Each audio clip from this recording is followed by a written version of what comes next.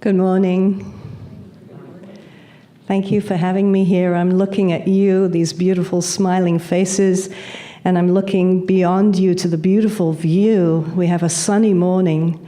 I always love how I can depend on the sun to rise after a rainfall, and how lucky we are that we got rain here in Southern California, just enough to feed the plants, but not too much to create a storm.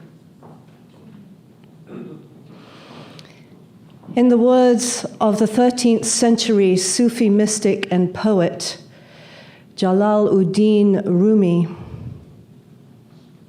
the breeze at dawn has secrets to tell you. Don't go back to sleep. You must ask for what you really want. Don't go back to sleep. People are moving back and forth across the doorsill where the two worlds touch. The door is round and open. Don't go back to sleep. I am Sue Knight Deutsch, and I am a widow, and I am very familiar with that doorsill where the two worlds touch. Sometimes I call it a threshold. And I've been at that threshold both myself and present for someone who may be passing into a life I don't know, I can only imagine. I've also been at the other end of the spectrum, welcoming a life across that threshold as it is born. On April 7th, 2009, almost 9 years ago, I was in Hoag Hospital with my husband, who was dying from colon cancer. He'd had it for 5 months, and the doctors said there was nothing left that they could do for him, and so they were going to release him on hospice. I was getting ready to take him home, and the night before he had been up and down, very, very agitated. Even though I had been a cantor, a spiritual leader, and a chaplain in an assisted living facility for 10 years at that point, I didn't recognize that agitation as a precursor to his passing away. I laid on a cot next to him that night. The cot was lower than his hospital bed. So instead of lying with my head equal to his head, I laid with my head so that I could look at him and see his face. I had my arm up next to his, my right arm grasping his right arm. And around 6 o'clock in the morning, I was jerked awake by him jerking his arm away from me. He was sitting up in the hospital bed, and I looked over at him, and he said to me, Sue, get me a rope, get me a rope. I said, honey, what do you need a rope for? Where are you? Where are you going? Sue, I'm falling down. I need to climb up. Get me a rope. I looked in his eyes, and I saw there an expression of fear I had not seen in 20 years. It was the only time I'd ever seen that expression in his face before, and it was when I was sitting in a birthing chair giving birth to my daughter. The doctor had left the hospital, and my husband was there on his own and thinking he was going to have to deliver the baby himself. Is that fearful for a man or what? It was the same threshold. The baby was born, the doctor came just in time. On this day, when I saw this fear, I knew that what I needed to do was calm him with breath, the same way that he calmed me that day when I was giving birth. The commotion had alarmed the bed, and 2 nurses came into the room. One signaled to the other to get her stethoscope. I looked at the nurse and I said, Is this it? It suddenly dawned on me that I may only have a few moments left with my husband. I needed to calm him. I needed to calm myself. He was going to a place I could only imagine. I needed to help ease him, to have him let go, the same way that when I was giving birth, I let go of the child. He had to let go of his soul from his body. I breathed with him. I told him how much I loved him and how much he had given to me. And I started to tell him all the things he had meant to me, to our children, to the people around him, and that it was okay to let go. He needed to let go because we would be fine because of the difference he had made. He relaxed. I breathed with him until there was no more breath. Breathing stopped. His pupils dilated and the irises became bright orange. I knew from my professional life that this was a signal of brain death.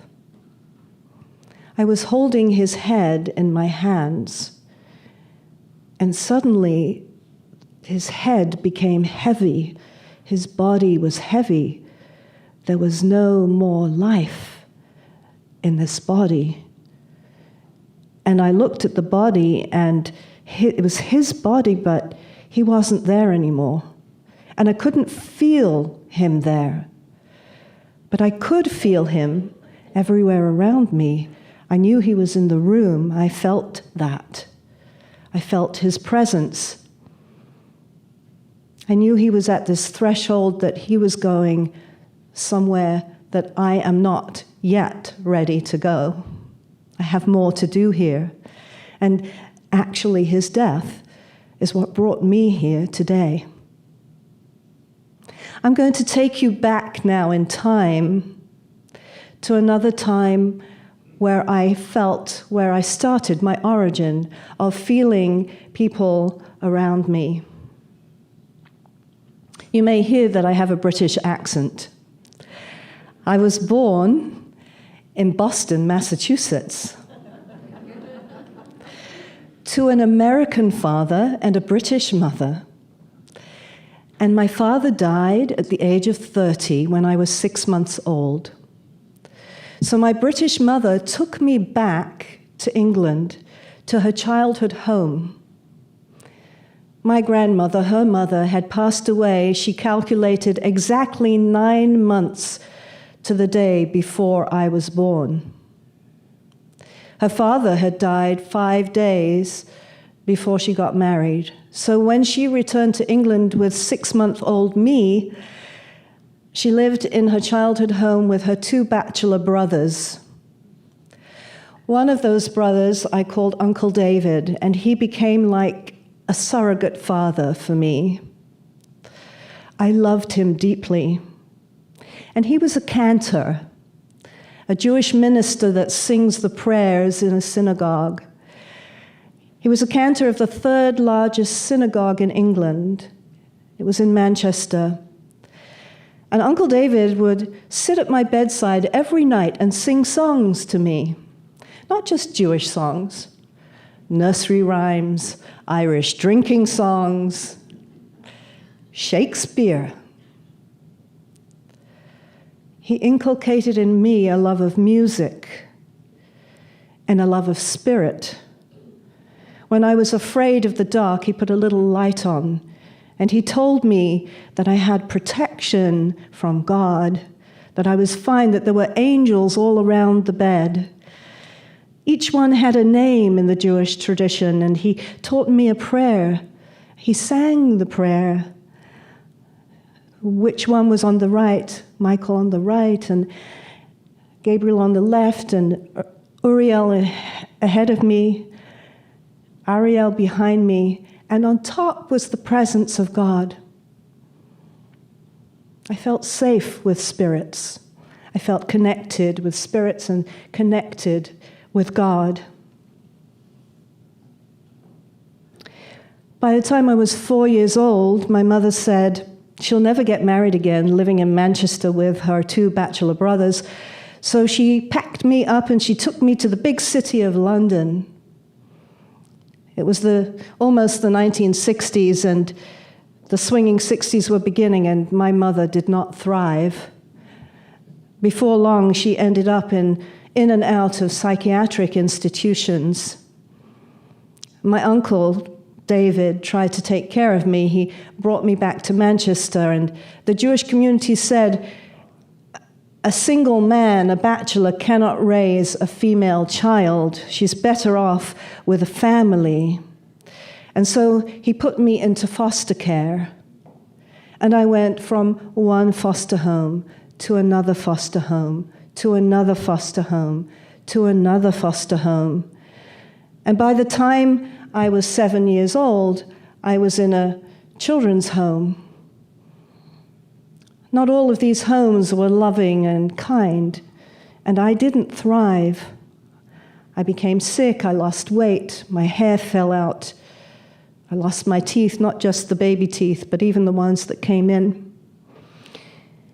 And in this children's home, there were a lot of children without parents and some who had only one. We came to visiting day, where the children who had parents would come to pick them up and take them out. And those who didn't, the Big Brother organization, Big Sister organization, would come and take the children out. My mother was supposed to be released from her hospital that day and come and take me out. And so I waited by the front door from 10 o'clock in the morning and watched as each child was picked up and taken out until I was the last one left. My mother didn't show up. The house mother said to me, well, I don't want to look at your sad little face. It looks like nobody wants you. Go outside and play. So I went outside, and I laid in the sandbox, and I looked up at the sky.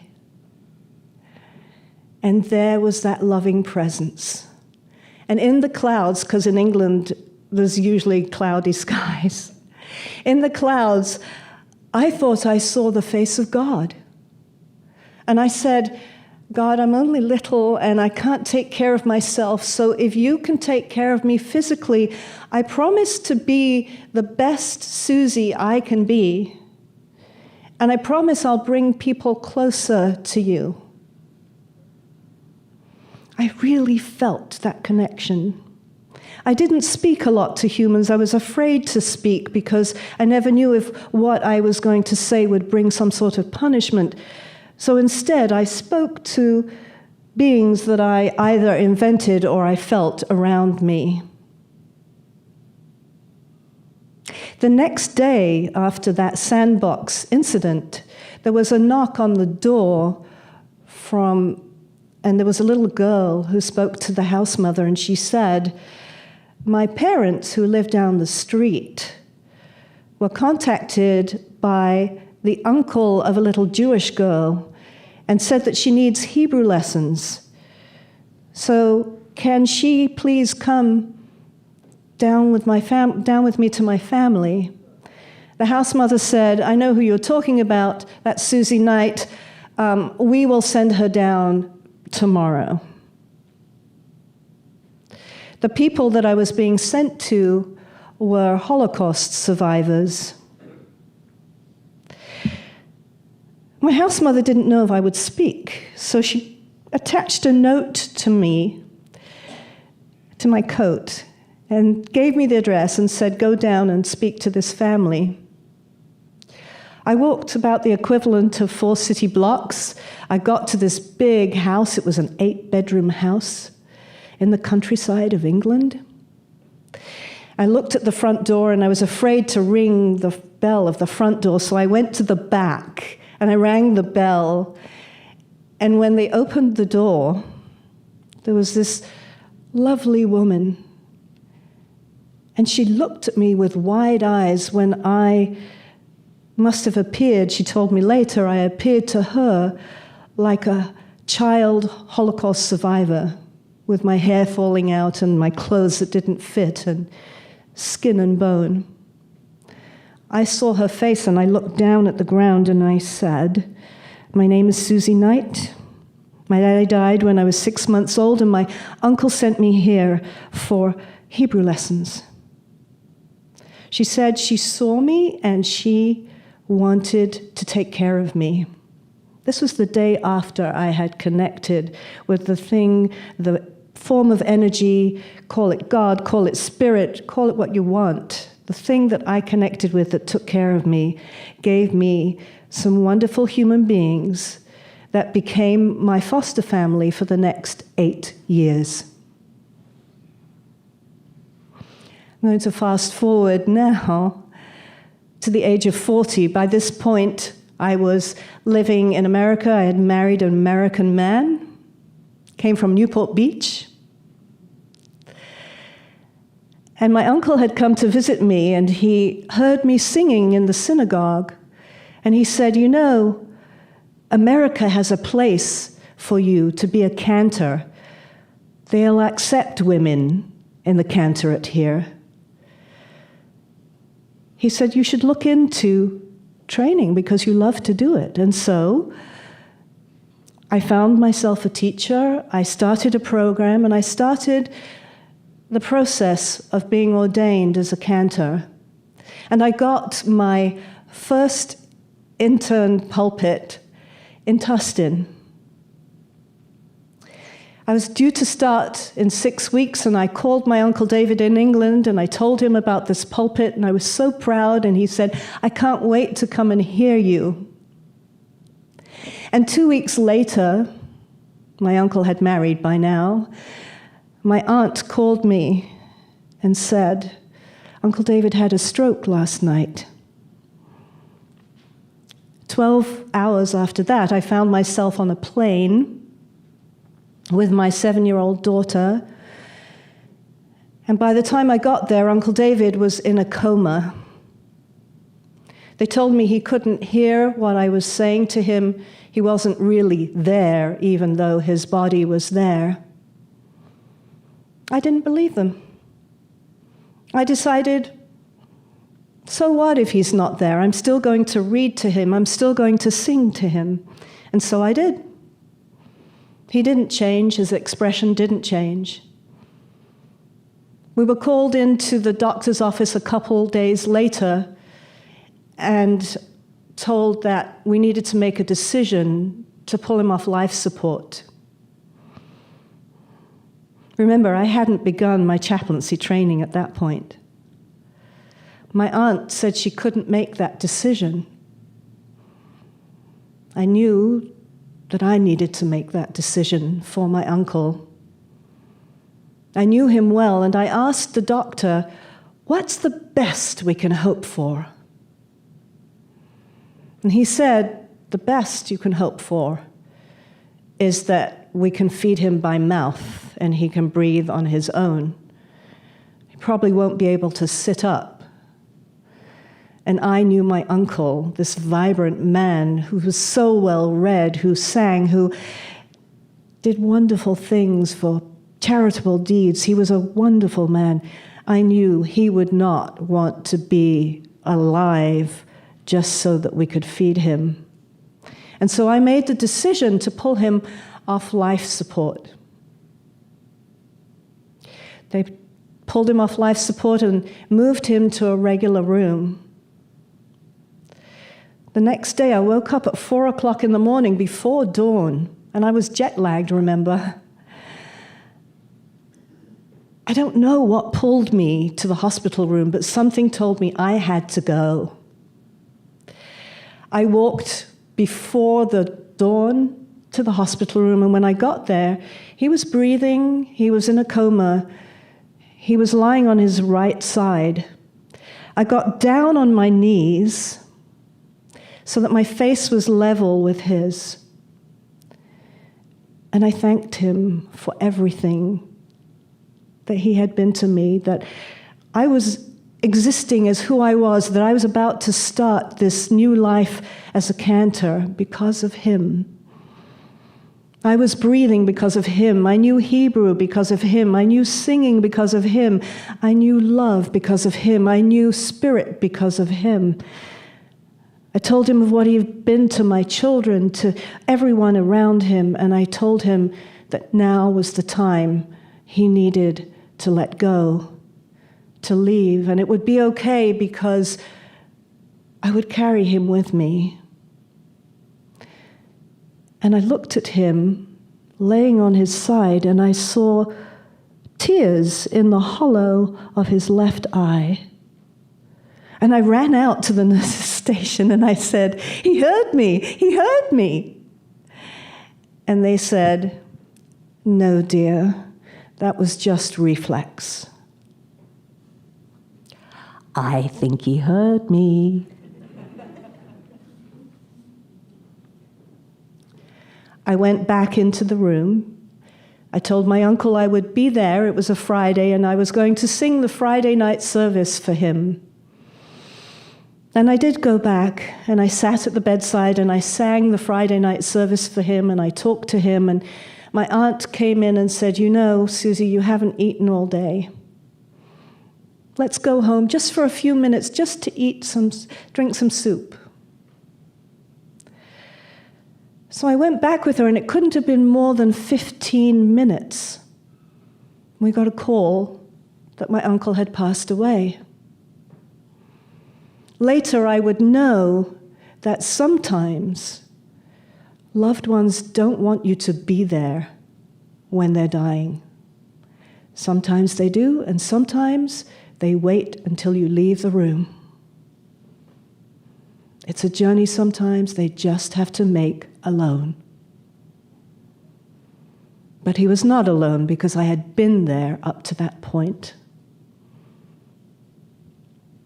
I looked at his dead body. It was the first dead body I had ever seen.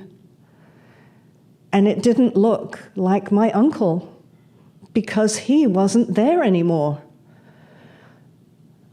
But I was standing there and I felt him in the room. He was still there with me, just like I told him he would be, just like I knew he would be there.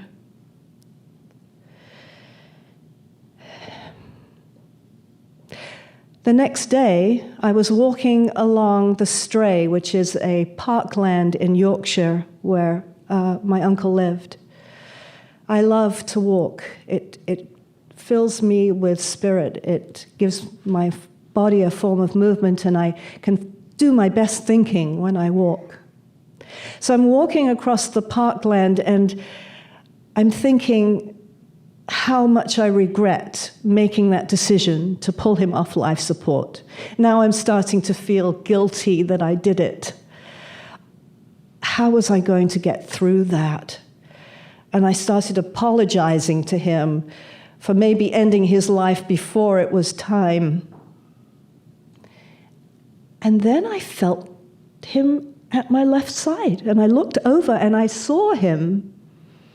It looked like a hologram. You know, if you've been to Disneyland, you see in the Haunted Mansion, they have people dancing in the ballroom, and you can see figures and you can look through them. I saw him, and he was walking along with me because he was the one that used to walk with me when I was a child. And he said, "Don't worry, Dill," that was his nickname for me. "Don't worry. You did exactly what I wanted you to do. Thank you." Here he was, dead, and helping me, the living, to not carry that burden of guilt for the rest of my life. Thank you, Uncle David. It's not easy to make that life support decision. And in my profession, I have been with families throughout the years who've had to make that decision. And it is a loving gesture. I went back to America. I stood on my pulpit for the first time. It was a Friday night service. I said to the rabbi, because now I'm deep in grief, I said, "I don't know if I can sing a note." So if I have trouble, would you please lead the service for me? And he said, okay, fine. And I get up to the pulpit, and I have my uncle's prayer shawl around me. And I breathe in, and I'm not sure anything is going to come out of my mouth. And suddenly, from behind me, I feel like I'm being lifted up and supported from under my armpits. I couldn't really look around to see him, but I felt that Uncle David was holding me up. And I swear, in the 20 years of being a cantor, I don't think I've ever sung a service as well as I did that night. The rabbi actually said to me afterwards, "Whoa, what do you mean you can't sing?" Music is so important. You know, we can't prove what I'm seeing or not seeing. But scientists have shown that music makes a real difference to the brain. When I have sung with Alzheimer's patients, I see that some of their childhood memories come alive. I see some that sometimes look catatonic suddenly come alive. I have sung at the bedside of people who are dying or people who are in comas and watched the monitors change. Music affects both sides of the brain. One time I was called in to see a man who was dying. He was 94 years old. It was in Mission Hospital. I got to Mission Hospital. I come in the room, and they were just removing him from restraints. He was agitated. There it is, that agitation again. They had medicated him so that they could remove the restraints. The restraints were there so he didn't hurt himself. And I walked around the bed to face him, and I asked him if I could touch him. It's important to ask permission. Even if someone can't answer, at least they know that you're going to touch them. And touching is important. Hands are important. That's why I named the title of my book, The Healing Hand, because this is what I use first when I connect with someone. In fact, do a little exercise with me. Take your hands and just rub them together.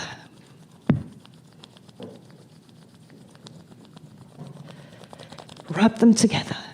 And now stop and hold them facing each other. Can you feel an energy there?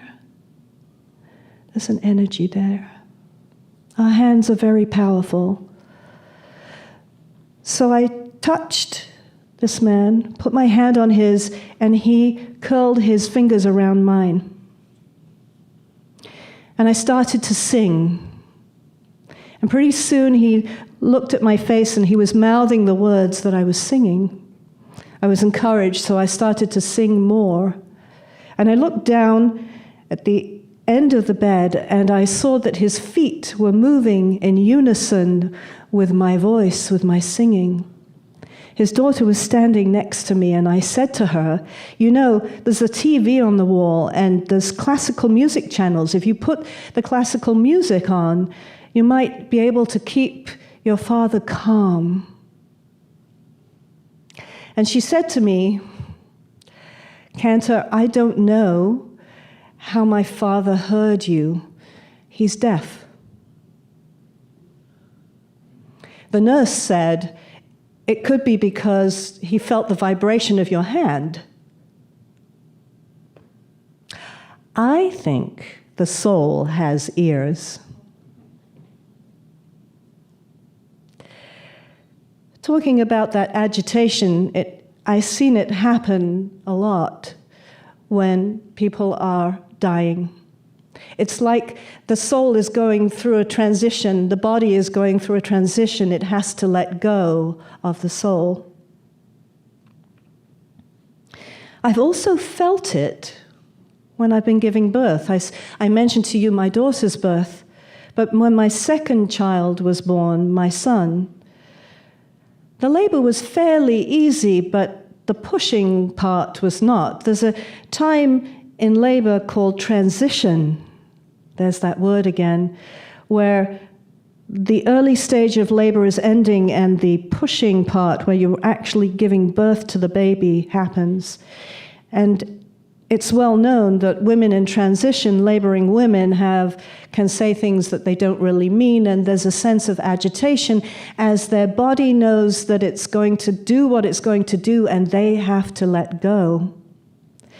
So I was trying to push my son out, and he was not born with his crown first. He was born face first. It was called posterior position, or sunny side up.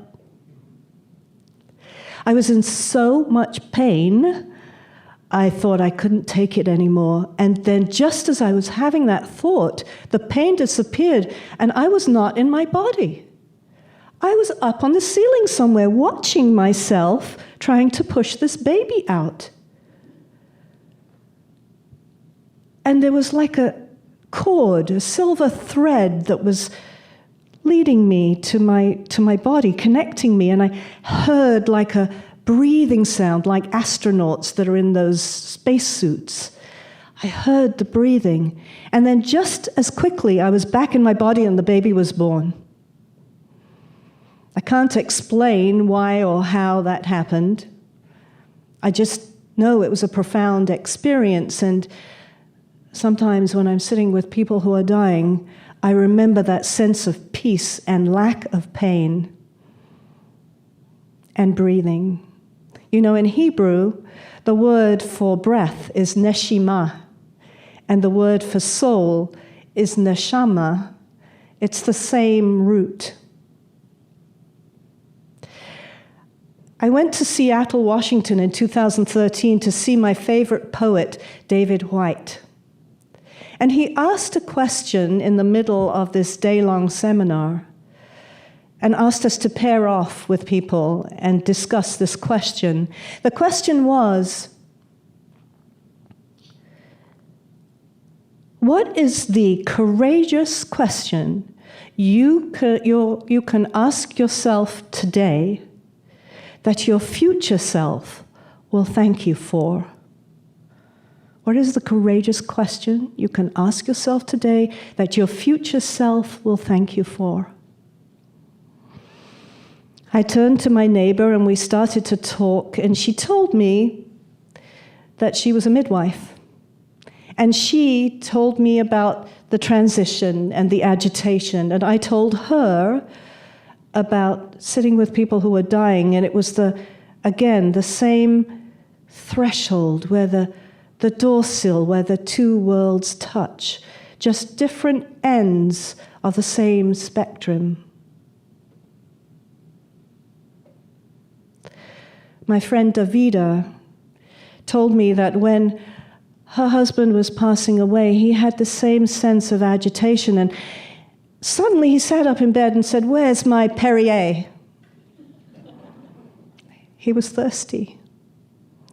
And soon after, when he passed away, Davida describes to me that it was such a sense of love that filled her whole body. There was love in that room. After the rain, the sun comes out. It's a loving place.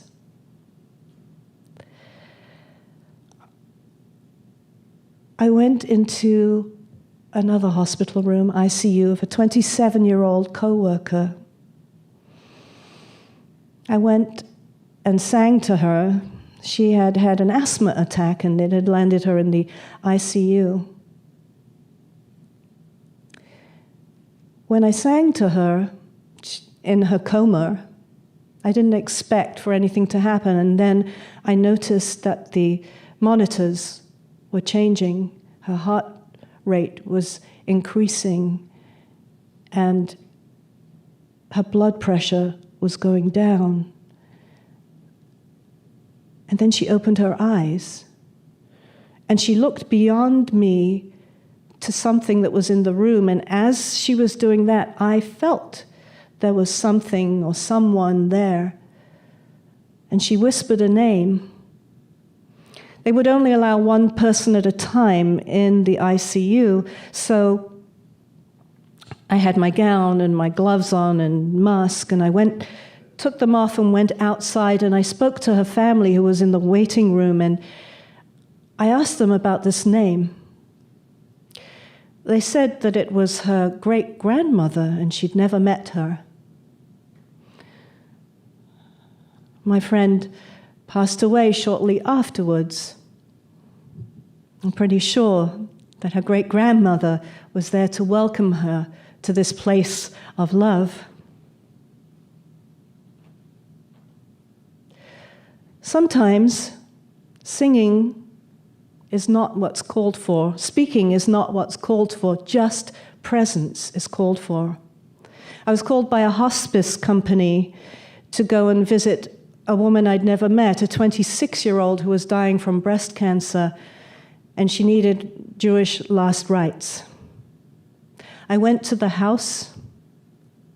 Her father met me at the door, and he was full of anguish because he felt his daughter was in pain. She was agitated. I went up to the room. I asked her if I could touch her, and I put my hand on hers. She started to clutch at my hand and my arms. She was wriggling in the bed and struggling, and the nurse said it could be a reaction to the morphine because morphine can make you itch. I started to sing, and she got more agitated. I spoke to her. I was calming. She got more agitated. She was still clutching at me. And then I sensed that what she needed was simply my presence and just to be held. And so I got into the bed as far as I could with her, and I cradled her. She had no hair. I stroked her head. She calmed down. She still held to my arms. And she saw something in the room. Her eyes were moving around the room. She, too, said several names. And I asked her father about them afterwards, and those were relatives. That some she had known, some she had not. I think they were there to welcome her. I felt the presence as well, although I couldn't see them. Sometimes I do see them. I do see people after they have passed away. One day I was driving to work. It was also a Friday night. I got off at Crown Valley Parkway, and it was a red light, so I sat there thinking, and I was thinking, I'll call her Deborah. One of my residents I knew was passing away, and that I really needed to go and see her before she passed away. Just as I was thinking that, I saw Deborah up in front of me like that hologram again, and she said to me, "Cantor, you're too late." 5 minutes later, I came to the facility, and I was going to do my service, and the receptionist said to me, "Cantor, Deborah passed away 10 minutes ago." I said, "Oh, I know." Oop, I'm outing myself here. And she said, "Yeah, I figured you would." I said, "You know?" She said, "Yeah, I know you see people." So I went up to the room, and her two daughters were there and the caregiver, and I looked at Deborah's body, and I did not feel Deborah in this body, but I felt her in the room. And the daughters asked me an unusual question. They asked if I would take a picture with them. I'd never been asked to take a picture with a dead body present before. But I know that when people are in shock, you do what they ask you to do if it makes them feel better and it's not unreasonable. So the caregiver took a picture of me and Deborah's daughters. I'm standing in the middle of them, and we look at the picture afterwards, and there's a shadowy figure on the picture between me and one of Deborah's daughters, right there. Perhaps scientists could look at that picture and say, well, it was some sort of light or whatever, and I think Deborah wanted to be in the picture. I've had instances where I think of somebody passing away, I look at the clock, and then the next day I find out that, yes, that was the time that they passed away. I mentioned that I'm a widow at the beginning. I told you about my husband's death. I belong to an organization called Soaring Spirits International. It was started by Michelle Neff Hernandez over 10 years ago when her husband Phil passed away in a cycling accident, and he was hit on his bicycle. She couldn't find the support that she needed for young widows, and she created now this organization that has programs for 3 million women worldwide, widows, women and men, widows. They have Camp Widow, which is a weekend in San Diego once a year, and in Tampa, I'll be going in a couple of weeks, and one in Toronto, where they have workshops and there's support. And you would think that everybody's sitting around crying, but no. No, these widows are there supporting. There are some tears, but there's laughter, there's support, there's connection. One of these widows who gives a presentation, I give my workshop there in San Diego every year. One of these widows' name is Kelly Lynn. And Kelly Lynn is a comedian and an actress, and she's going to have a forthcoming book. She has a TEDx talk out. She talks about signs that she sees of her husband who passed away. Now, let me tell you a little bit about Kelly. She's a comedian, right? Her presentation is a comedy presentation. 300 widows, if you can imagine them all sitting there, holding their sides with laughter when Kelly's talking about death. It's a gift. It's a gift to see humor. It's also something that uplifts. So Signs and Synchronicities is also a round table discussion at Camp Widow. And I've heard and participated where women and men talk about the signs of their loved ones. It could be a feather. It could be a bird knocking on a window. It could be a hummingbird. It could be a butterfly that lands on your shoulder, a rainbow that you see in the sky just as you're thinking of your person that you have lost. But Kelly Lynn has specific signs. She has wonderful blogs. And in one of her blogs, she talks about her husband not being a rainbow, because somebody had mentioned to her that they saw Don, her husband, and a sign and a rainbow over the New Jersey Turnpike, and she said, no, that wasn't. My husband is not a rainbow. But every time she sees a Penske truck, that's Don. She says, hi, Don. Because, you see, Don, when they first met and decided to move in together and get married, drove 24 hours from Florida to New Jersey in a Penske truck. And when, after he died 4 years later, a little over 4 years later, she had to drive from New York to Massachusetts to her home. As she's driving along the freeway, or the turnpike, whatever they call it on the East Coast, a Penske truck comes in the next lane to her, and she goes, hi, Don. And the Penske truck stayed in that lane for like an hour. And so every time she sees that Penske truck, she thinks that Don is beside her. It brings her joy to feel Don in that Penske truck. When she was at her parents' house, she saw the Penske truck again outside, parked across the street. She has a new love named Nick, and when Nick came over that evening, the Penske truck was still there, and he said, it looks like Don wants to spend the night. They went on a holiday to Maine. They saw a beautiful house. Nick said, we should probably buy that house. And Kelly thought, well, it's a very expensive house on the ocean. They got close, and Nick said, oh my gosh, look at the real estate sign. It says, call Don.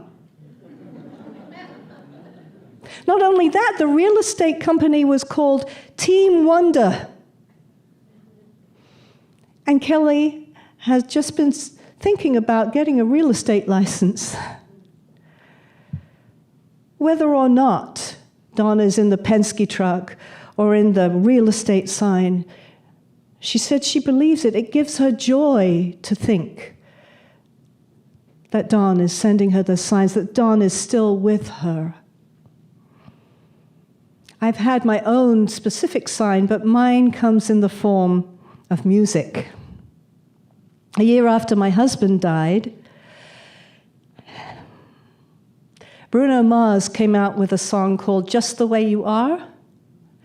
When I see your face, there's not a thing that I would change, 'cause you're amazing just the way you are. And when you smile, the whole world smiles with you. No, the whole world, the world stops and smiles for a while, 'cause you're amazing just the way you are. And it seemed like every time I was thinking of my husband or needing him, I would hear this song on the radio. One day I was called to give last rites to Jewish last rites to a Jewish woman in Newport Beach. That was out of my area. I didn't normally go, but I went. And as I'm driving on the freeway in the middle of the day, I see that the traffic is backed up on the way back, and I need to take a different route probably when I come back. I was just going out of town the following week, and I had been meaning to go to the cemetery to visit my husband. My daughter was going to be married soon, and I wanted to go visit my husband's grave. But I didn't have time. I was really busy. When I left Newport Beach, I decided to take a different route because the radio said it was still backed up. So I thought I would get on the freeway at Harbor Boulevard. And as I'm driving down Harbor Boulevard, I remember, well, the cemetery's right across from where the freeway entrance is. I will go and see the cemetery. I'll go to the cemetery and I'll see my husband. And I parked the car and I walked to the back wall because he's buried by the back wall. And I passed by a grave that I've seen often of a 32-year-old who had passed away. I always wondered about his story. I saw two women standing there, and I didn't want to intrude on their time, and so I went to talk to my husband, and on the way back, I caught the woman's eye, one of the women's eyes, and she smiled at me, and so I got brave, and I asked her, I said, do you know the story of this young man? Can you tell me his story? And it turns out that this was the mother and the sister of this young man, and they told me his story. They were just visiting from out of state because they had moved when he died, and they just so happened to be there at the same time that I so happened to be there. Coincidence? To me, this was a sign. Thank you, honey. I got back to the car, I turned the key in the ignition, and what does the radio sing? When I see your face, there's not a thing that I would change, 'cause you're amazing just the way you are. Uncle David took me to the theater when I was a kid. And one time he took me to a play called Peter Pan. Everybody know the story of Peter Pan? The boy that doesn't want to grow up. And he has a sidekick named Tinkerbell. She's a fairy. And at one point in the play, Tinkerbell drinks poison that was meant for Peter Pan. And she dies. She's dying. And Peter Pan comes to the front of the stage and he says to all the children, this live audience, The only thing that can bring Tinkerbell alive, stop her from dying, is if you clap and say, I believe in fairies. I believe in fairies. And so me and the rest of the children in the audience sort of clapping, I believe in fairies. And I was believing with all my heart and my soul. I believe in fairies, and the special effects made this little flashlight of Tinkerbell come alive, and she was bright and dancing around the stage. Was it our belief that brought the fairy alive? You know, it's a thing, it's an expression now that's made its way into our culture. It's called the Tinkerbell effect. The Tinkerbell effect says that if you believe in something, then you will see it. That you only believe it only exists because you believe it. I don't know about that. Is it that I bring it to life because I see it, or that it's already there, and because I believe it, I notice that it's there?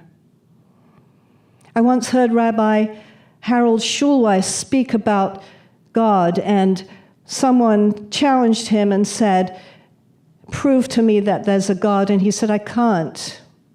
What I can say to you is that when you go to bed at night and your parents are in the other room, how do you know that they're in the other room? And they said, well, I just know. It's the same with God, said Rabbi Schulweis. I feel it. I just know that God is there. I travel a lot on airplanes. I go to San Jose to visit my daughter. If you've ever been to San Jose Airport, it's beautiful. It's a lovely little airport. And when you get off the plane, there's these beautiful hanging glass things that shimmer in the light. And they go on along the ceiling for as far as the eye can see. And the last time I went to San Jose, I'm sitting next to someone on the plane, and we got talking, and when we got off the plane, I said, I always love this airport for its artwork and this thing on the ceiling. And she said, I travel this airport all the time. I've never noticed it. And I was like, what? You can't miss it. It's there. It's there. I look up. I see these things. Another thing about San Jose Airport is that when you go to the parking lot, you see hands, beautiful hands. It's like made up of lots of little dots or metal or something, some sort of technology. I am primed to notice hands, but I wonder how many people would not notice that they're there, but they're still there. You can see them. I can prove to you that they're there because they're there on the wall, but some people just won't see them. Hope matters. That's the slogan of Soaring Spirits International. Belief matters. In the words of the 11th century Hebrew-Spanish poet Yehuda Halevi, "'Tis a fearful thing to love what death can touch. A fearful thing to love, to hope, to dream, to be and oh, to lose. A thing for fools, this, and a holy thing to love. For your life has lived in me. Your laugh once lifted me. Your word was gift to me.